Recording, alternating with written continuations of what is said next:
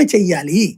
అలా చేస్తే ఈ దేశంలో ఇప్పుడున్నటువంటి 554 దగ్గర నుంచి మ్యాక్సిమం 650కి వెళ్తాయి సీట్లు.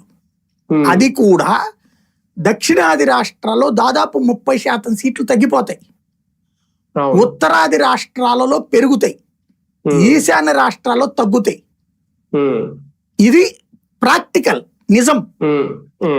దీన్ని పరిష్కరించడానికి తీసుకొచ్చినటువంటి ఫార్ములానే 50% ప్లస్ రాజ్యాంగ సవరణ అన్నటువంటిది.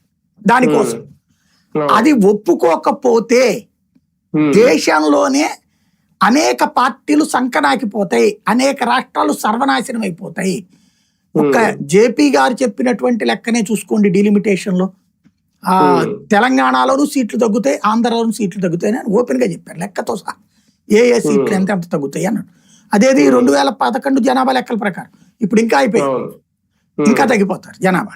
ఎందుకంటే పుట్టుకల సంఖ్య తగ్గిపోయింది కదా, 2.1% కంటే ఎక్కువ పుట్టుకల సంఖ్య ఉండాలి. ఇక్కడ 1.5 పడిపోయింది మనకి. అంటే పుట్టుకల సంఖ్య ఇవాళ పడిపోలా, గత 10 ఏళ్లలో పడిపోయింది. పడిపోయినప్పుడు జనాభా లెక్కల్లో తేడా వచ్చేసినట్టే కదా అక్కడ. ఆ ప్రాతిపదికని ఎలా పెడతారు ఇంకా వీళ్ళు? అప్పుడు మనకి ఉన్న సీట్లు కూడా తగ్గుతాయి అన్నటువంటి విషయం ఇక్కడ క్లారిటీ ఉంది.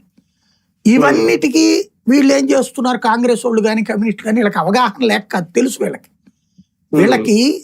వీళ్ళందరి అతి భయం ఏంటి అంటే నియోజకవర్గాల పునర్విభజన స్థాయికి తగ్గ కేడర్ వీళ్ళ దగ్గర లేరు, తగ్గ అభ్యర్థులు వీళ్ళ దగ్గర లేరు.